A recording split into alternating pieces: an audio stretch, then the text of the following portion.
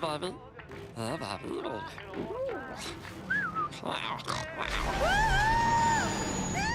Hey! You get your own movie.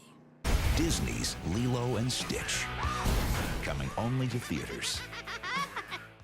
Throughout the 2000s, Disney created a whole host of new characters, but none captured hearts as much as Stitch, the little blue alien who went from naughty to nice.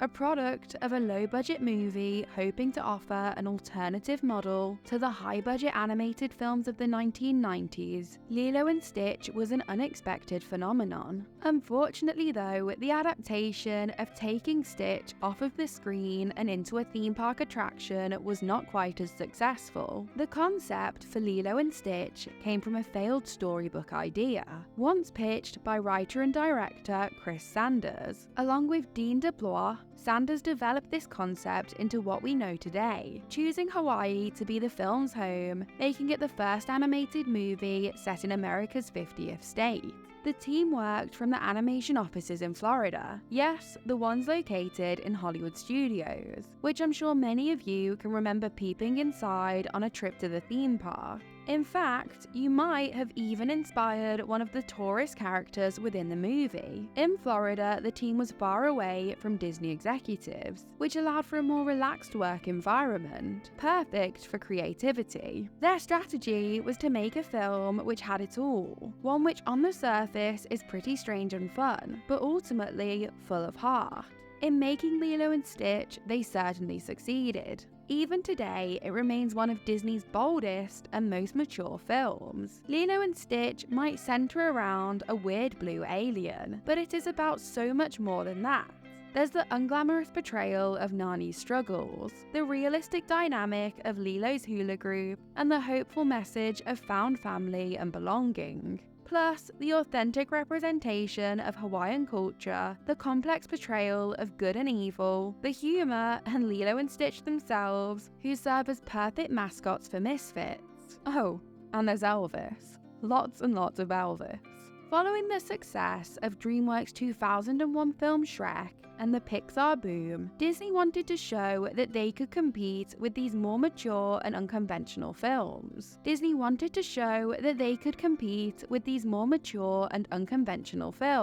In order to declare that Lilo and Stitch would do this, the film's promotional strategy aimed at challenging viewers' expectations of Disney. Early trailers for the movie had Stitch crashing in on classic Disney films, such as Beauty and the Beast, Snow White and the Seven Dwarfs, Bambi, Tarzan, and Aladdin. By introducing these Disney scenes with the character of Stitch, Disney were declaring that the film would be sci-fi, a genre shift from the typical fantasy Disney animated films. These trailers are both familiar and fresh, utilizing nostalgia and intrigue to promote the film. They suggest that Stitch is worthy of Disney animation, but not conventional of what we had come to expect.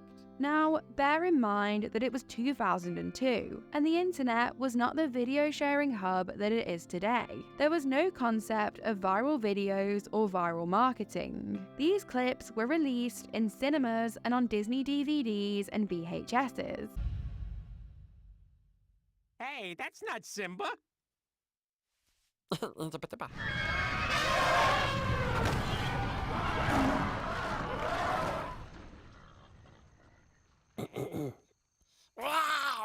Nevertheless, they effectively built up intrigue to the point that people were begging to see a trailer featuring clips of the film. But I can only imagine just how popular the film's promotion would have been had it been done in the age of YouTube.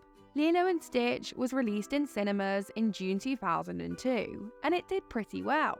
However, it wasn't until the failure of Disney's November release, Treasure Planet, that Lilo and Stitch saw the attention which would lead to the success that we associate with it today. In need of some sales, Walt Disney Home Entertainment scrapped their expensive 2-disc release of Lilo and Stitch, opting to quickly put out a cheaper version instead. This was on shelves only 6 days after after Treasure Planet was released in theaters, and thanks to its affordability and lack of competition, millions of copies were sold. From this, Lilo and Stitch truly moved into the mainstream. By Christmas, so many copies had been sold that Disney could drop the price even lower, making this the first time that a newly released Disney DVD entered the realm of mass affordability. It didn't manage to outearn the phenomenon that was Pixar films, but out of all of Disney's traditional hand-drawn animated films released in the 2000s, Lilo and Stitch grossed the highest earnings. It was one of their few successes in the post-Renaissance era. This success led to people buying up any Stitch merchandise that they could find, a kind of success which came as rather unexpected to Disney. As quickly as possible, Disney made sure Stitch was everywhere. During this period, his popularity truly rivaled that of Mickey Mouse. The Stitch character, who had premiered at the film's Honolulu premiere in 2002, was available to meet within the parks almost immediately. There was so much Stitch merchandise that almost every store felt like a Lilo and Stitch shop. In fact, at the Merchant of Venus store in Magic Kingdom's Tomorrowland, which was positioned at the exit of Alien Encounter, Disney took out this ride's merchandise and gave the store entirely to Stitch. Thanks to this large presence, in 2004, Stitch was truly at the height of his popularity. Thus, Disney decided to spread his presence even further, this time in the form of giving the little blue alien his very own attraction. On the 12th of October 2003, the extraterrestrial alien encounter at Walt Disney World's Magic Kingdom closed. This attraction was a controversial one right from the start, so it wasn't a tough decision for Disney to close it. Extraterrestrial Alien Encounter opened in 1995 and was part of Michael Eisner's aim to attract the teen audience to the Disney brand. It was a pretty dark animatronic-based show, which unsurprisingly got a good amount of backlash from families visiting the park. However, when it closed, there were, as is always the case, a fair few angry fans. Even 20 years ago, removing an original idea from the parks and replacing it with a film-based idea was pretty unpopular with many theme park fans. Nevertheless, this obscure set of fans would surely be outnumbered by the widespread popularity of Stitch, who was the one set to move into this space. However, Disney somehow managed to miss the mark when making a Stitch attraction. So, exactly what went wrong? Stitch's Great Escape opened in November 2004, marking the fastest instance that a feature film has received a major attraction within a Disney theme park. On the day this attraction opened, Disney went in pretty hard on the marketing. They had Stitch decorate Cinderella's castle, set up a promotional display outside World of Disney at Downtown Disney, put wanted posters all over the Magic Kingdom, place a giant Stitch balloon at the Transportation and Ticket Center, and even changed the monorail spiel to feature Stitch driving the monorail and welcoming guests to Stitch's Kingdom. In fact, Stitch would also be heard inside the bathrooms in both Adventureland and Tomorrowland. The usual music was replaced with a soundscape of Stitch opening bathroom stall doors searching for Lilo. Disney were determined to make it known that Stitch had arrived, and they were determined to make his arrival a success. But no amount of strange promotion could make up for the poor quality of the attraction itself. Oh dear! Ah, much better. Stitch has taken over. So strap yourselves in for Disney's most experience. Check out Stitch's Great Escape, new at the Magic Kingdom. My goodness, that's not yours, is it? Disney were really excited about the success of Stitch as a character because he was able to target their most coveted audience, young boys. Thus, alongside cute and cuddly Stitch, full-bodied or naughty Stitch was also featured heavily upon merchandise. Things such as ray guns and containers of Stitch boogers sold really well with this market.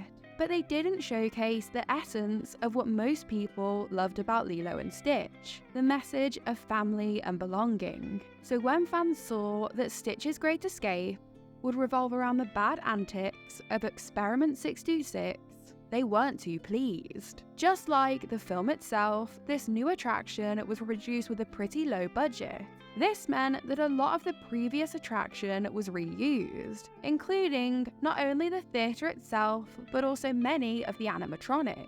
Therefore, it made sense for Disney to go with a pretty similar storyline, only replacing the previous alien with everyone's new favourite extraterrestrial, Stitch. Within Stitch's Great Escape, guests became guards at the Galactic Federation Prisoner Teleport Center, having to oversee the arrival of a Level 3 prisoner. That prisoner was of course Stitch. Chaos then ensued as Stitch tried to escape, spitting at guests, burping chili dogs over them, a smell that anyone who experienced this attraction will never forget, and also jumping on their shoulders. This final effect was achieved by slamming the ride's restraints onto guests' shoulders, an experience as terrible as it sounds. Supposed to be a balance between funny and frightening, this attraction didn't make too much of a success of either. Die-hard Stitch fans didn't find it funny and were rather annoyed that the attraction didn't celebrate the redemption arc of their favourite alien. Then, for fans of Alien Encounter, it wasn't a match for the thrilling experience that it had replaced. But for families with small children, it was often seen as a complaint-worthy terror, so it didn't really solve any of the problems of the previous attraction, and actually just created more. Over the years, Imagineers did tinker with the attraction, trying to make it less scary, but nothing ever worked. Ultimately, no one was too happy with Stitch's Great Escape. The only praiseworthy part of the show were the two impressive Stitch animatronics, but even they weren't enough to make up for the attraction's terrible storyline. Despite how poorly received this attraction was, Disney continued to push Stitch. In 2006, Walt Disney World put Stitch on their annual year-branded merchandise. This merchandise line had been a tradition since 1997 and had only ever featured Disney's classic Fab Five, so it was a rather bold move to add Stitch to this iconic lineup. Through this, Disney were clearly stating that they believed Stitch would last the test of time and become a staple Disney character like Mickey Mouse himself. They were clearly misguided with this, and the 2006 merchandise sold significantly fewer units than in previous years. It's here that we see Stitch's downfall truly begin. Since Lilo and Stitch was such a success, Michael Eisner wanted the company to cash in on this, and only 13 months after the film had been released in theaters, Disney put out a rather poor direct-to-video sequel called Stitch the Movie. A month after that, Lilo and Stitch the series premiered on both Disney Channel and ABC Kids, and was actually pretty popular. In 2002 alone, Stitch starred in 3 video games: Lilo and Stitch Trouble in Paradise, and Stitch Experiment 626. Then, in 2005, a third film, Lilo and Stitch 2, Stitch Has a Glitch, was released straight to video. In 2006, the fourth and final film in the franchise, Leroy and Stitch, was released. And again, this did not do very well. This same year, Lilo and Stitch the series put out its final episode. So, why did Disney stop pushing out tons of Lilo and Stitch content? Well, the reason for this was simply that Stitch just wasn't raking in the cash anymore. This situation was pretty typical of the late Eisner era, as he would often push out large quantities of subpar content for fast financial returns. As a result of this, fans felt these properties became cheapened, and they no longer felt so much loyalty to something they had once loved. The Stitch merchandise, which filled most stores, was no longer selling, and despite Disney's best effort to introduce more characters to the franchise, none of these were shifting products either. However, this isn't quite where the story ends. Once Disney let Stitch go, fans started to return to the original film, which sparked their love for this character. Plus, in 2009, Disney finally released the 2-disc Lilo and Stitch DVD they had originally planned, and the excellence of the extra materials deepened the appreciation of the special accomplishment that Lilo and Stitch represents. In addition to this, Lilo and Stitch has continued to be rather successful in the Asian market.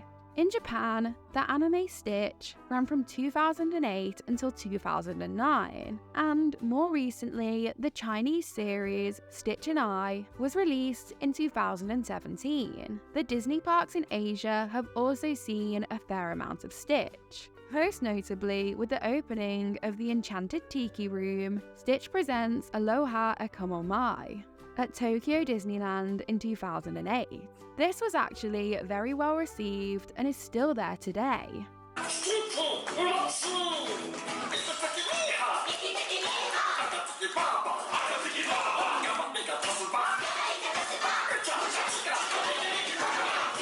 Throughout the parks, Stitch has had many looks and has appeared in many parades and shows, and this hasn't actually slowed down over the years. In fact, only a few years ago, Elvis Stitch debuted as a meet and greet character at Mickey's Not So Scary Halloween party, and this has been far more popular than Stitch's Great Escape ever was. Plus, how could we forget the iconic Stitch water-spitting statue above the World of Disney store at Disney Springs? He even appears in the updated, character-filled versions of It's a Small World. He's also had a couple of attractions over at Disneyland Paris, including Stitch's Hawaiian Paradise Party in 2011 and Stitch Live, which is still there today. For those familiar with the US parks, Stitch Live is a similar style attraction to Turtle Talk with Crush. Perhaps the reason these things are so popular is because they get to the essence of what fans love so much about Stitch. They love that he is a complex character who grows to find his place in the world. At the end of the day, Stitch is good, and not a villain.